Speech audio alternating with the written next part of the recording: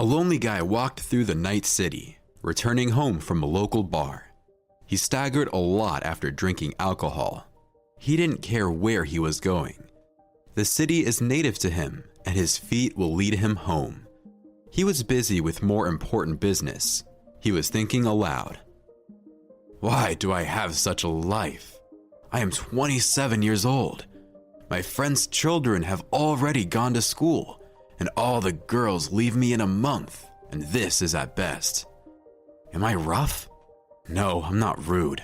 Although, no, I'm rude. A man should be like this. The only thing that I have succeeded in my life is business. I'm far from a millionaire, but I have enough money for a beautiful life. Suddenly, he stopped, clutched his head, and tears flowed from his eyes. I gave so much money to this doctor, and as a result, he says to me, I can't help you with anything. I will give you the address of a good doctor on this subject, but I don't think he will help you either. And I'm going to the doctor tomorrow. The guy walked up to the bridge. He looked at the dark expanse of the river and thought, maybe I should drown myself. The river is deep, and all my problems will disappear. He looked again at the river. No, I will not drown myself. I'm cold, and my cat is not fed. I'll go home. He moved across the bridge and suddenly saw a very young woman in the middle of the bridge. She has a backpack with a small child on her chest. She stood and looked at the water, and suddenly she climbed onto the railing of the bridge. She stood on the top bar, spread her arms out to the sides, and Nolan ran to her aid. He managed to grab her by the waist, pressed her to him, and together they fell on the dusty pavements. The child cried. Nolan screamed, instantly sobering up. Are you stupid? The girl replied, What do you mean? Why are you going where you don't belong? And she roared. Nolan nodded at the crying child. For some reason, it seemed to me that it was too early for you to die, and even more so for him. Get up and go home to your husband or mother. Who are your relatives? I have no home, no husband, no mother. I don't have anyone. Nolan put her on her feet with the child. Now I will have problems because of her. Come with me. I'm not going anywhere with you. What if you are a maniac? Nolan tugged at her hand. You are ready to drown yourself? But are you afraid to go with a maniac? Come with me. They walked through the city at night to the cry of a child. Finally, Nolan could not stand it. Why does he roar all the time? The woman pressed the child to her chest. He probably wants to eat. Then give him some milk. I have no milk. It suddenly disappeared due to stress, and I don't have money for baby food. And you have no brains either. Here, a night grocery store. Let's go get some baby food. The cashier and the security guard eyed the late-night shoppers suspiciously, but Nolan resolutely took the basket and waved his head to his companion. Let's go. He turned to the cashier and said, Where's your baby food? She pointed with her finger. There. They approached the window. Nolan ordered the girl, Take what you need. The girl took one package. This. Take more. Take as much as you need. Nolan waited while she put everything in the basket and asked, What else do you want? A smile crossed her face. Diapers. Take it. Can I get some wet wipes? Yes. They approached the checkout. Nolan paid with a card for the purchase. They reached the house and entered the apartment. The woman looked back. She shook her head in surprise, and the owner took off his shoes and went to the refrigerator, from where he took out the fish and threw it to the cat that ran up. Then he took out the juice and began to drink greedily. After Nolan approached the guest and began to point his finger. You'll spend the night in this room. Kitchen, toilet, bath here. I went to bed. And he went to another room. He stopped and turned to the girl. What is your name? Catherine. And my name is Nolan. She went into the kitchen, turned on the gas stove, and put the kettle on to boil. Looks like he's not a maniac. Oh, I'm stupid. Nearly drowned. If this crazy person hadn't intervened, What would the child and I be doing at night on the street? We would freeze. Tomorrow, he will kick us out anyway. Well, at least today, we will stay warm." The kettle boiled. She ran to the room he pointed to. The girl put the crying child on the bed and took out a bottle from the pocket of her backpack. She ran back to the kitchen, cleaned up the bottle, and prepared the infant formula. Baby drank it all greedily, and he began to fall asleep. Catherine wiped him down with a damp cloth and put a diaper on him. He fell asleep. She went to the toilet and washed herself, after which she went back to the kitchen. And suddenly, the girl remembered that she had not eaten for a long time. She opened the refrigerator, took a piece of smoked sausage, and put it in her mouth. While the girl was chewing it, she cut off a piece of bread, sausage, and cheese. When the hunger subsided, the girl realized that she had acted with Nolan not too decently. She waved her hand, lay down on the bed next to her son, and immediately fell asleep. Morning. At night, the girl got up a couple of times and fed her son. He is 8 months old and is constantly hungry. She heard the owner of the apartment getting up at night, and now he woke up and got up. She got up carefully so as not to wake her son. "We have to go. Good things can't last forever." She was doing something at the stove. She quickly washed up and went into the kitchen. He nodded to a chair. "Sit down. I'm going to cook fried eggs." She slightly pushed him away from the stove. "You'd better sit down." The girl took out eggs, fresh dill, milk, and cooked an omelet. She looked carefully at the glasses and washed them well. She made coffee. All this time he was on the phone, ordering something to someone, arguing with someone. It seemed to Catherine that the man didn't notice her at all. He ate, drank coffee, and got up from the table. The woman tensed and froze in anticipation. "Now he will kick us out." "Catherine, listen to me carefully. I'm going on a business trip for a week now. Most importantly, feed the cat. Don't feed him any commercial food. He eats fresh fish and fresh meats. Don't come into my office. Do whatever you want in the rest of the rooms." Suddenly, a cry came from the bedroom. Catherine jumped up from her chair and looked questioningly at the man. He nodded to the girl. "Go." 5 minutes later, she returned with a child in her arms. A stack of money lay on the table. He nodded towards the money. "Think you have enough money for a week." I went. He took a step towards the door, and suddenly, the baby stretched out his hands to him and said something similar to Dad. Nolan must have imagined it, but for some reason, his heart ached so much because he would never be a dad. He said unexpectedly, even to himself, "Catherine, can I take him in my arms?" She gave him the child, and immediately a smile flashed across her face. "Take him. Have you ever held children in your arms?" "No." "That's the way to hold him." The child made some sounds of joy and merrily waved his arms. And Nolan was fascinated by this miracle. His face became gloomy and he gave the child to the mother. "I will never have a son." And he left. A whole week has passed. Nolan was returning home, and this good doctor told him that he would never have children because he was barren. He was in a disgusting mood. "Why do I need so much money? A 4-room apartment and a big car. The man has to earn money for the family. My apartment is always dirty, and my car has 7 seats." He went into his apartment with a gloomy face. Perfect cleanliness all around. A guilty smile was on the woman's face. Children's hands flashed before his eyes. "Dad!" The bag with the things fell to the floor, and his hands reached out to the baby. A few years later, they married Catherine. Nolan loved the baby very much and raised him as his own. It turned out that the girl's parents had died long ago, and the dysfunctional father of the baby abandoned them at an early stage of pregnancy. She didn't know what to do from hopelessness and how to raise a child alone, but everything changed after the evening she met Nolan. This is how a chance meeting brought together 2 unfortunate people, thanks to which they found happiness and love. All right, everyone's presentations are done.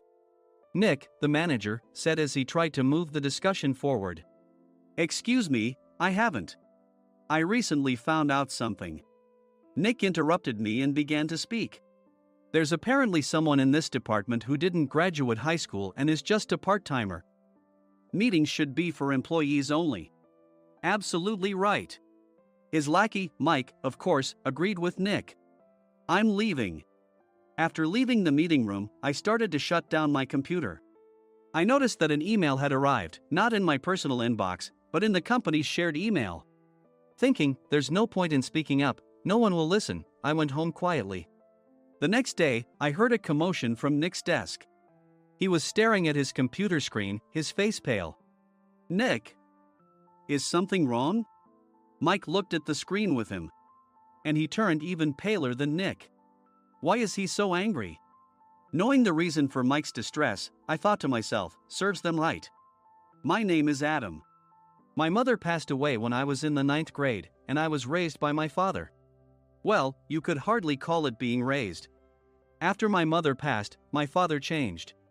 He drowned his sorrows in alcohol, and though he still went to work, he squandered our living expenses on horse racing. Because of that, I had to start working part-time as soon as I entered high school. Every month, I went to the convenience store with bills in hand that couldn't be auto-deducted from my father's account. Even though I endured it because I didn't want to be alone, I reached my limit in my second year of high school and dropped out. I found a live-in job at a distant inn. Thank you for everything. The day I left home, my father, still staring at the TV, spoke. Take care. That was our last conversation. Back then, 18 wasn't the age of majority, so I needed my father's permission to work, and I couldn't hide my place of employment.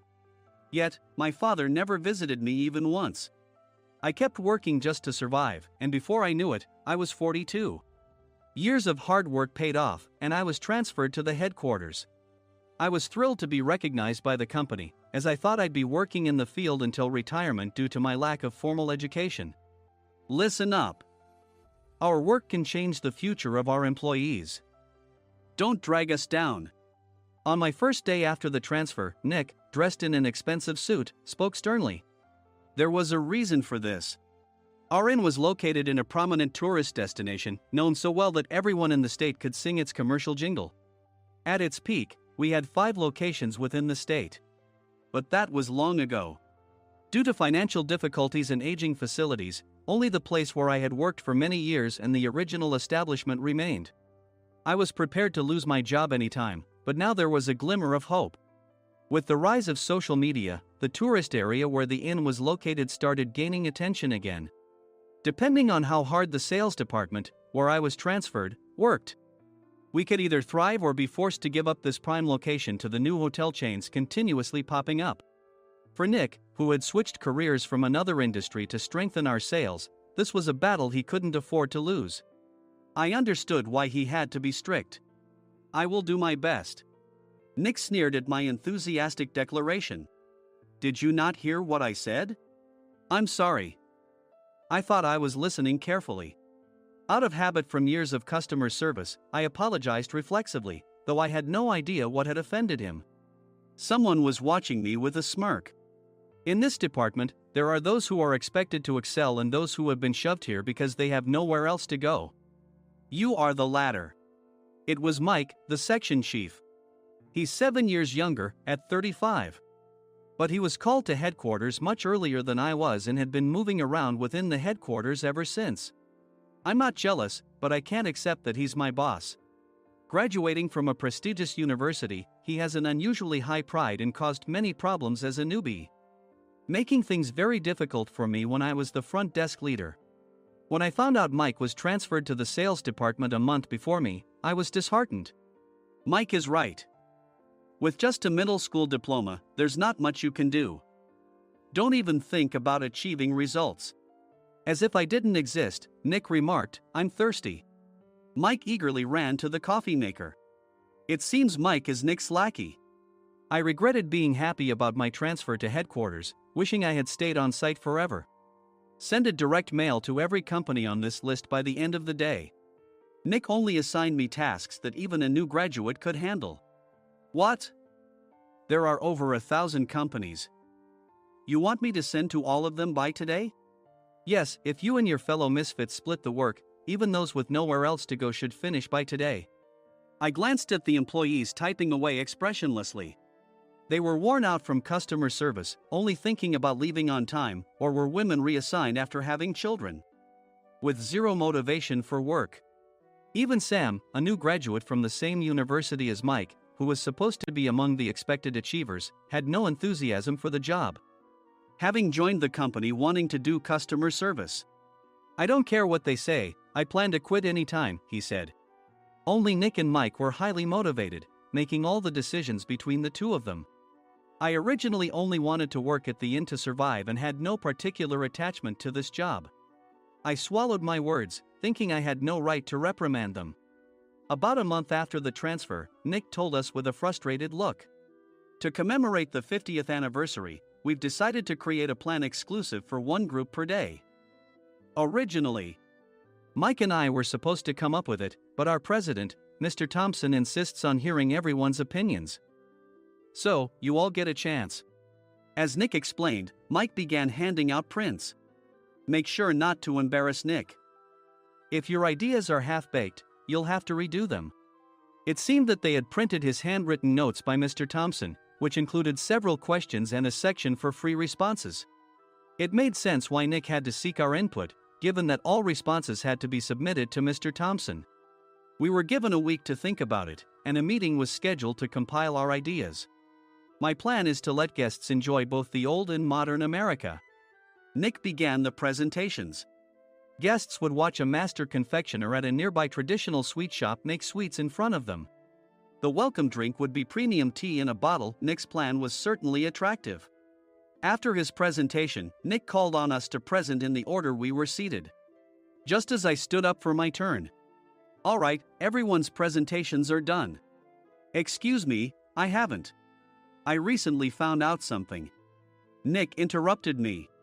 "There's someone in this department who didn't graduate high school and is just a part-timer." He was likely talking about me. I joined the company as a part-timer and was made a full-time employee when I turned 20. That was 20 years ago, so Nick and Mike probably had no chance to know until recently. Meetings should be for employees only. Absolutely right. After that, Nick kept creating opportunities to solicit everyone's opinions, purposefully excluding me from speaking. The meeting unexpectedly heated up and went past the scheduled end time. A few people asked to leave, and the discussion continued with the remaining few. "Still here?" Normally, you'd leave in that situation. Though I had no attachment to the job initially, hearing kind words from customers made me want to make them happier. For someone like me, with nowhere to go, the inn was my home and customer service was my life. I felt pathetic about my current self. "I'm leaving."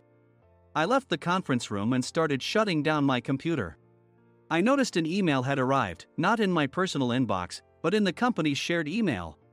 Thinking no one would listen to what I had to say anyway, I quietly went home. The next day, while preparing the DM as instructed, I heard a commotion from Nick's desk. In his haste to stand up, he hit his knee on the desk. He stared at his computer screen, his face pale. "Nick! What's wrong?" Mike, thinking he should be the first to rush over, approached Nick while still wearing his coat. He peered at the screen with Nick. And he turned even paler than Nick. Why is he so angry? Who is responsible for this company? Nick, more irritated than ever, asked, and Mike answered without checking. Probably Sam. Sam wasn't there because he was attending a morning training session for new hires. Nick gave up on getting angry and returned his gaze to the screen. They were looking at an email that arrived right after the end of the working day yesterday. Apparently, no one, including me, had checked it before leaving. The email was from a large company that used us for their annual employee trips. The president and executives of that company also frequently used our services personally. President of the company, Mr. Mason himself, had declared that neither he nor his company would ever use our services again. Well, some companies cancel their employee trips or stop using our services due to financial struggles. Let's just move on.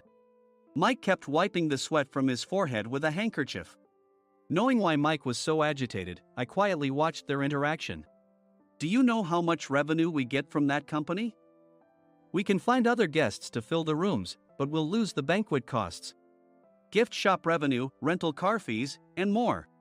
Moreover, the gifts were supposed to be prepared by the traditional confectionery shop involved in Nick's proposed plan. If it's known that we incurred such a huge loss at this critical time, Nick's position in the company would be jeopardized. Nick took a deep breath, seemingly trying to calm himself. "All right, Mike. Go to New York right now and apologize to Mr. Mason." "What? You're coming with me, right? I have urgent work to do." "I trust you, which is why I'm entrusting this to you." "Please."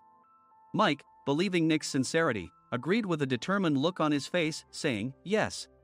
That's Nick for you." Even if Mike went to apologize, Nick would shift all the blame onto him if the client didn't change their mind. Well, it was Mike's fault to begin with, so it served him right. About 3 hours later, Sam answered a call from somewhere and repeatedly apologized, saying, "I'm very sorry." Everyone watched to see what was happening. After ending the call, he informed Nick with a weary tone. When Mike arrived at the client's company, he only made things worse, further infuriating Mr. Mason. He was demanding, "Get his boss here immediately." It was no wonder Sam was exhausted, dealing with such a call right after returning from training. "What is that idiot doing?" "All right, Adam, you're coming with me. If sacrificing Mike didn't work, then I must be next." Normally, I'd want to refuse at all costs, but I saw an opportunity in this situation. "If I can be of assistance, I'd be happy to join you." I obediently followed Nick, and we flew to New York. When we introduced ourselves at the reception, it became clear how serious the situation was, as the receptionist personally escorted us to the president's office. Angry voices leaked through the door, making both Nick and me uneasy. "Excuse me. I'm Nick, the supervisor. I understand my subordinate has caused you trouble, and I deeply apologize." Nick, with his experience in the corporate world, knew enough to offer an apology before excuses. However, his customer service skills left much to be desired. I sighed as I saw Mike trembling like a small dog in the corner of the room. "What kind of training are you giving your subordinates?" Mr. Mason glared at Nick with a red face. The intensity of his gaze made even Nick take a step back.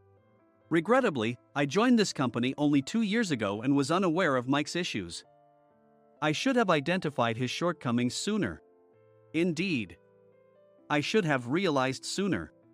No sensible person would come to apologize and then give a lengthy presentation on the drawbacks of not using their in.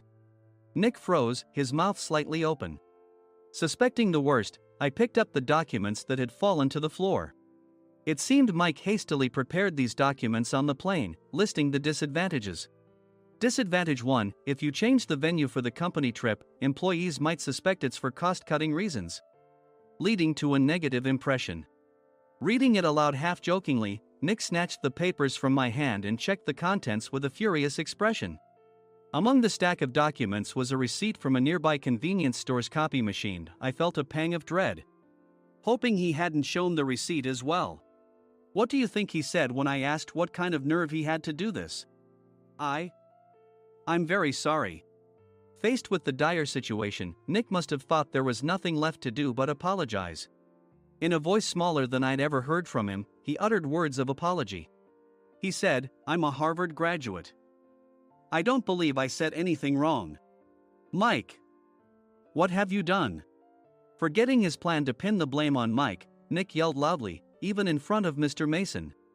"I didn't do anything wrong." "You're still saying that? Look at him." Mike pointed at me with a shaking hand. "I was assigned to headquarters in my 20s and now I'm a section chief. This guy only made it to headquarters at 42. Everything I've done proves I was right. So why are we losing the contract?" Having said his piece, Mike collapsed to the floor. "Of course. You were sent there because you had nowhere else to go." Mike never expected to hear such words from someone he looked down upon. He lunged at me, and Nick hurriedly stepped in to stop him. "Mr. Thompson told me Mike is a quick thinker, and to take good care of him." There's no way he was pushed aside.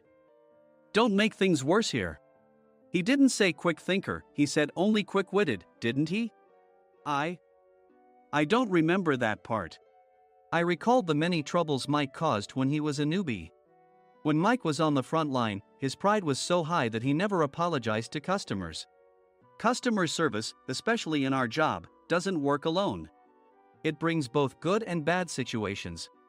If the front staff or housekeepers made mistakes, or the cleaning company didn't properly clean a room, One had to apologize to the customers regardless of personal fault. Mike, in such situations, would never apologize, insisting he wasn't at fault. This often angered customers, and as the front desk leader, I frequently had to apologize on his behalf. He caused complaints and disrupted operations, which is why he was quickly moved to headquarters. In departments where he didn't interact directly with customers, his quick thinking was beneficial and things went well. But it seemed his flaws were starting to show. Corporate reservations are supposed to be entered into the system by the sales representative. But a quick check yesterday revealed that more than 10 items were missing from the client's reservation. The handover document clearly stated what needed to be prepared. Why didn't you enter it into the system? Why do we have to give them special treatment? Filling rooms near the banquet hall, setting up all the food in advance. Specifying the brand of wine, they're too demanding. No wonder he always angered customers, I thought, feeling a headache coming on. Grouping them in rooms near the banquet hall is for our benefit too. It makes it easier for the staff to set up beds and serve breakfast since everyone's schedule is synchronized. As for the other requests, Mr. Mason suggested them to lighten our load. I didn't know that. Nick finally seemed to realize that Mike was the one who had angered the client. What did you say to them? I just told them we wouldn't give them special treatment anymore. We shouldn't waste effort on things that don't bring in money. I was utterly exasperated at his lack of understanding of customer service. Of course, we shouldn't comply with unreasonable demands. But carrying over successful practices from past stays makes customers feel remembered and enhances their experience. Good memories encourage repeat visits. That's part of our job. I looked down at Mike, who was sitting on the floor. In our job, nothing is a waste. Mr. Thompson likely moved you to the sales department, hoping you'd finally understand this. How do you think he feels now that you've failed to meet his expectations? Mike, tears in his eyes, fled the president's office. I was amazed he still hadn't apologized. You have it tough, Adam. It's okay, we're all employees of the same company. I deeply apologize for this disrespectful incident. Especially after all the care you've shown us. If it weren't for you, Adam, I really would have stopped staying here. When I heard you were moving to the sales department, I was willing to reconsider if you handled it. Seeing us talk so amicably, Nick's face contorted. Do you two know each other? Adam's service is excellent. I always requested him specifically. Normally, we don't accept specific staff requests, but we made an exception for Mr. Mason, adjusting my shifts accordingly. He had personally stayed at our hotel just before my transfer, and during casual conversation, I mentioned, I'm moving to the sales department soon. If I hadn't told him then, things could have been much worse. Please continue to take care of us. I look forward to it. On the return flight, Nick awkwardly offered me a can of beer. It's still working hours. Of course, I had no intention of forgiving him for a single beer. Nick might try to pin everything on Mike and avoid any consequences. While pondering this, a startling fact came to light. Nick, the tea bottles for the plan have arrived. I handed Nick a bottle labeled with our inn's name. They look good. What are you talking about? These are plastic bottles. I had assumed we would use the trendy, high-end bottling tea.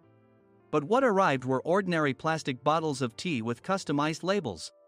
The only unique aspect was the label, which had the inn's name, making it look customized. Upon further investigation, I discovered that a substantial amount of money was set to be paid to the tea company. It was priced like bottling tea. Does this plastic bottle really cost $100 each? The tea inside is specially blended for us. The extra cost is for that. Wouldn't it be better to use another tea company? Or is there a specific reason we must use this one? As Nick continued to make excuses, I showed him a printed email. I informed the tea company's president, Mr. Mitchell, that we discovered irregular payments and he confessed. He said you two were high school classmates and planned to split the extra money. That idiot. Why did he confess? That's not important. You should worry about yourself, this could turn into a police matter. Opening the bottle cap, I suggested. How about calming down with this tea? It supposedly has a relaxing effect. Nick drank the tea frantically. In the following days, decisions were made about their fates. Mike was reassigned to the General Affairs Department, with no chance of transfer or promotion, as per Mr. Thompson's orders. As for Nick, since the payment to the tea company hadn't yet been made, he narrowly avoided legal trouble. Instead, he was encouraged to leave the company, and to avoid further complications, Nick submitted his resignation. Rumor has it that connections between HR departments have made it difficult for him to find new employment. Even though it was good to have those two gone, something unexpected happened in the sales department. Everyone became motivated and united in refining the 50th anniversary plan. In the end, my plan was adopted. We collaborated with the Tourist Information Center to provide personalized guides. The plan, tailored to the number of guests, was truly special for the 50th anniversary. Hey, is Adam's family coming to stay? I immediately booked that special plan for my family. Sam noticed it on the reservation list and quickly picked up on it. Yes, I'm inviting my father. That's great. I might invite my parents too. I lacked the courage to face my father just as Adam. But here, with the confidence Mr. Mason praised, I felt ready. The 50th anniversary plan was a perfect opportunity to reconnect with my father. I hoped to bring back the days when we could laugh together as we once did.